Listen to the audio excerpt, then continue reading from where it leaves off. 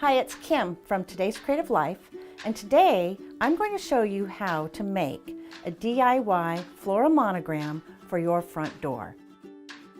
I'm going to make this monogram today for my girlfriend out of styrofoam and artificial flowers.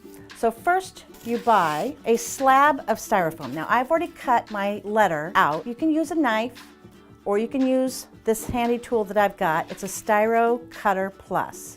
So I created the T using this technique.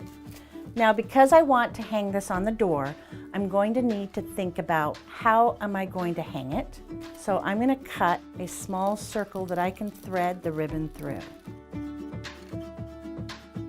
Next step, I'm going to place my artificial flowers on the monogram to fill it in. You're going to pull the flowers right off.